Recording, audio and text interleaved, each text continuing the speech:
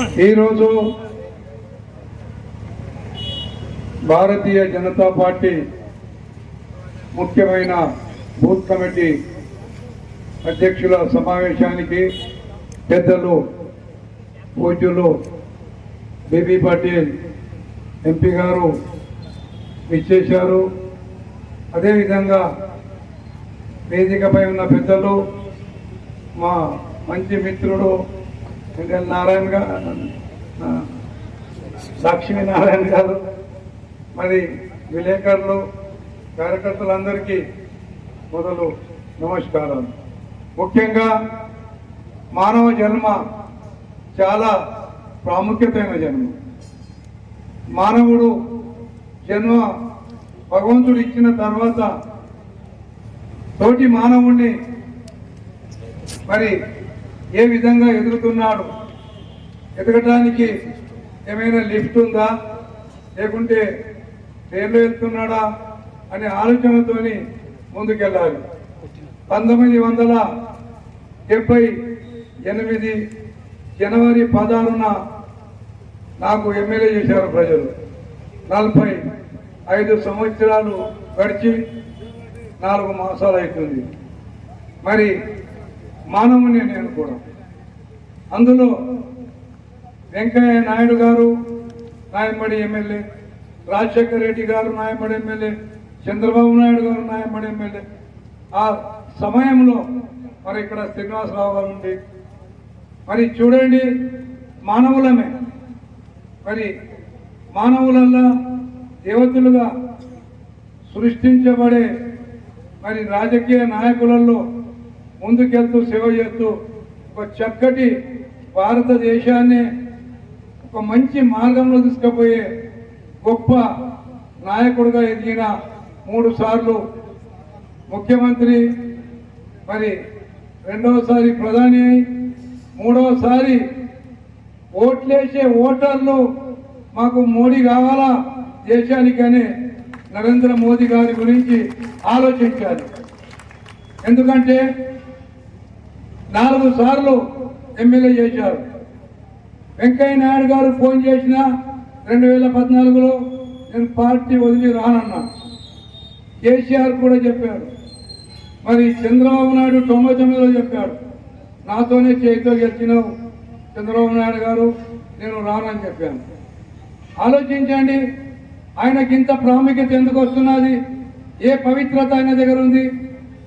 ఇది ఆలోచించే ఓ శక్తి మరి కాంగ్రెస్, టీడీపీ, బీఆర్ఎస్ అన్ని నాయకులకు చూసిన, కానీ ఈ ఆలోచించే శక్తి బూత్ స్థాయి నుండి మొదలు పెడితే ఢిల్లీ వరకు ఒక భారతీయ జనతా పార్టీ కార్యకర్తలనే ఉంది. కానీ నేను ఎక్కడ చూడండి, వెంకటరమణారెడ్డి జిల్లా పరిషత్ చైర్మన్ కాంగ్రెస్ పార్టీ, నేను కామారెడ్డిలో ప్రజెంట్ ముఖ్యమంత్రి కాబోయే ముఖ్యమంత్రిని పట్ట పగలు ఓడగొట్టారంటే అది కార్యకర్తల సమయం. ఇంత పక్కడు బంద్గా ఉంటారు కార్యకర్తలు అంటే చెప్పడానికి వీలేదు. మా దగ్గర కూడా కాంగ్రెస్లో ఉన్నారు పాపం. ఎలక్షన్లో పోతుంటాం, ఓట్లు అడుగుతుంటాం, పోతూనే చేతిలో చేయగలుగుతాడు మా కార్యకర్త. ఆ ఏం తీసుకొని ఇట్లా అంటాడు. అది అన్నప్పుడు ఆయన మాట వినకపోతే మా కొంప మునిగే. కానీ అది ఇందులో లేదు. నేను వచ్చి వారం రోజులైంది చూస్తున్నా, ఆ గట్టితనం ఉంది. మరి గతంలో 78లో పార్లమెంట్లో 2 ఎంపీలు బీజేపీ నుండి, మరి అప్పుడు కూడా ఒక ప్రధాని అయ్యాడు వాజ్పేయి. ఆయన కూడా ఏ విధంగా ఉన్నాడు? శ్రీరామచంద్రుడి కన్నా గొప్పోడే కానీ తక్క కాదు. ఆయన కూడా ప్రధాని చేశాడు. ఇవి ఆలోచించవలసిన విషయాలు. ఆలోచన ఎప్పుడు వస్తుందో అప్పుడు ఒక మంచి మార్గం నేర్చుకుంటాం. మరి ఇంత గొప్ప పార్టీలో ఇక మా కాంగ్రెస్ పార్టీలో చెన్నారెడ్డికి, విజయభాస్కర్ రెడ్డికి, రాజశేఖర రెడ్డికి ఈ విధంగా 9 మంది ముఖ్యమంత్రులకు చూసిన. ఇప్పుడున్న ముఖ్యమంత్రి రేవంత్ రెడ్డి నా అయ్యా ఏ చిత్తకార్తీలో పుట్టిండో కానీ ఈ స్మారకాడు చెప్పడానికి వీల్లేదు. అలాంటి ముఖ్యమంత్రి ఆయన కూడా ఆయనకున్న ఏ వైబ్రేషన్ ఏ దమ్ వచ్చిందంటే అది ఎక్కడిది కాదు. ఆయన కూడా రేవంత్ రెడ్డి గారు ఇప్పుడున్న ముఖ్యమంత్రి ఆర్ఎస్ఎస్ నుంచే మొదలై ఈ స్థాయికి వచ్చారు. అర్థం చేసుకుంటారు. మరి చూడండి, భారతీయ జనతా పార్టీలో క్రమశిక్షణే కాదు ఇక చెప్పడానికి వీలు లేదు. ఎందుకంటే మొన్ననే వచ్చిన మరి అంతగానం కాంగ్రెస్ అంటున్నాను అనుకుంటున్నారు మీరు. ఇక వాళ్ళు ఏదైనా జవాబు ఇస్తే నేను వాళ్ళకి ఇస్తాను. ఇలాంటి ముఖ్యమంత్రి భారతదేశంలో లేడు. మన తెలంగాణకు మొన్ననే అనుకున్నాం. నేను కూడా 3 సంవత్సరాల నుండి 100% ముఖ్యమంత్రి అవుతాడు అనుకున్నా. ఆయనకున్న తెలివి చూడండి. ఇక్కడ ఉన్న మా మైనార్టీ సోదరులకు పక్కలో ఉంటే మీరు వినండి, ఎంత తెలివి ఉంది రేవంత్ రెడ్డి గారికి. 19 సీట్లు ఎమ్మెల్యేలు ఉన్నాయి తెలంగాణలో. కనీసం మైనార్టీలు, ఎస్సీలు, క్రిస్టియన్లు వాళ్ళే ఓట్లేస్తారు. గాలి మంచిగా ఉందని ఆలోచించి ఒక్క మైనార్టీకి, ఒక్క ముస్లిం అన్నయ్యకు చేతి గుర్తు నుండి అసెంబ్లీకి తీసుకురాలి. అర్థం చేసుకుంటే మా మైనార్టీ సోదరులకు అర్థం చేసుకోండి. ఒక్కడన్నా షబీర్ అలీ సాబ్కు నిజామాబాద్ పంపించేసాడు. మరి మన క్రికెట్ అజారుద్దీన్ కు బాజార్ పాలు చేసేసాడు. ఫిరోజ్ ఖాన్ నాంపల్లిలో గాయలు చేసేసాడు. మరి మైనారిటీ సోదరులు కూడా ఆలోచించాలి కదా. हमारा एक मुसलमान भाई అసెంబ్లీ में नहीं आया అని ఉద్ఘాటించాలి కదా. ఈ సమయంలో ఏది ఆలోచించకుండా రాష్ట్ర ఎన్నికలు అయిపోయినాయి, ముఖ్యమంత్రి అయిపోయిండు. ఇప్పుడు మీరు దయచేసి మైనార్టీ నా అన్న తమ్ములకు తల్లులకు చెప్తున్నా, మీరు కూడా ఈసారి డైరెక్ట్ గా భారతీయ జనతా పార్టీ పువ్వు గుర్తుకు ఓటు వేయండి నేను కోరుతున్నాను. ఆయన గెలుస్తుంది. అరే ఇంత ప్రజలలో పట్టుదల ఉందా? మైనార్టీలు కూడా దూరమైనాడు. ఏమేమి చెప్పిండు. నేను కూర్చుంటున్న స్టేజ్ మీద వరంగల్లో రాహుల్ గాంధీతోని 2 लाख చెవుల గుసగుస చెప్పిండు. నా అయ్యా ఉన్నాడు పిడికాడు కానీ తీసుకున్నారు కాడు. చెవుల గుసగుస పెట్టి రేవంత్ రెడ్డి గారు ఏం చెప్పాడు? సాబ్ 2 lakhs మాఫ్. ఏమని ఏ విధంగా అబద్ధం మాట్లాడుతూ 2 లక్షలు రైతులకు మాఫీ అన్నాడు. మళ్ళొక దాంట్లో రాహుల్ గాంధీ గారికి నా ముందల 4,000 రూపాయలు పెన్షన్, 18 సంవత్సరాలు నిండితే చాలు. మరి ఆమెకు 2,500. షాదీకి ఇచ్చే పైసలే సరిగ్గా ఇస్తలేదు.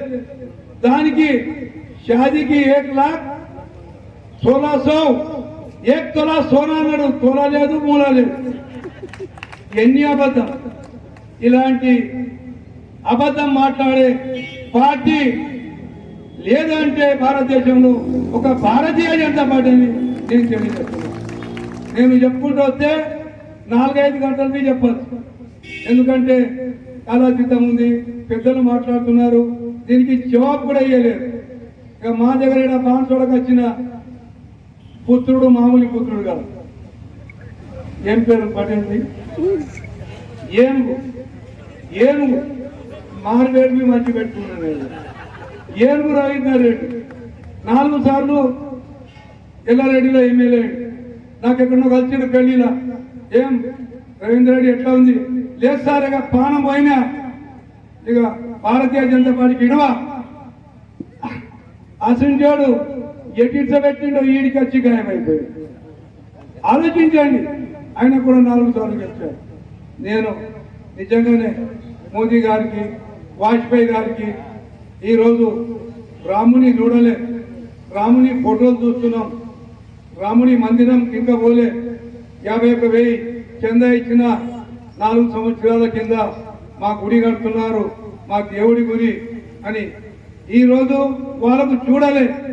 కానీ పైన పెద్దలు, పూజ్యులు, దేవస్వరూపులు వాజ్పేయి గారికి, ప్రస్తుతం ఉన్న మోడీ గారికి చూస్తుంటే నిజంగానే భారతదేశంలో ఒక రాముడు జన్మ తీసుకొని మనకు మంచి మార్గం తీసుకెళ్తున్నాడని చెప్పదలుచుకుంటున్నాను. ఆలోచించవలసింది. ఇక చాలా సిద్ధమైంది, ఎక్కడ కూడా మాట్లాడద్దు. మీరు కార్యకర్తలు చాలా గొప్పలు. కాంగ్రెస్ వాళ్ళు వచ్చినా బీఆర్ఎఫ్ వాళ్ళు వచ్చినా మరి మీరు అడగండి.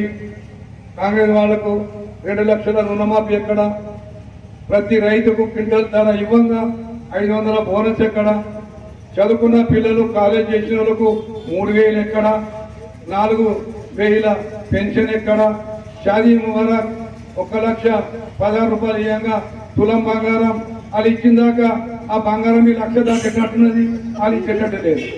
నా మనసు ఇవన్నీ మాట్లాడి చెప్పి ఈ టూరు నేనైతే అనుకుంటున్నా పల్లెటూరులో ఎక్కువ ఉంటా కావున మరి ఎప్పుడు మా ముస్లిం సోదరులు ఎవరికి తెలియకుండా, దళితులము ముస్లిం సోదరులు క్రిస్టియన్లు ఎవరికి తెలియకుండా ఓటింగ్ చేస్తుంది కాంగ్రెస్. ఇప్పుడు నేను అనుకుంటున్నా ప్రతి వ్యక్తి జైరాబాద్ పార్లమెంట్ లో మరి తప్పక ఎన్ని మాటలు చెప్పినా ఏం చేసినా 1000% ఛాలెంజ్ ఇస్తా.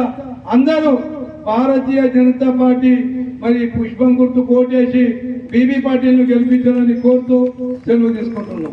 భారత్ మాతాకి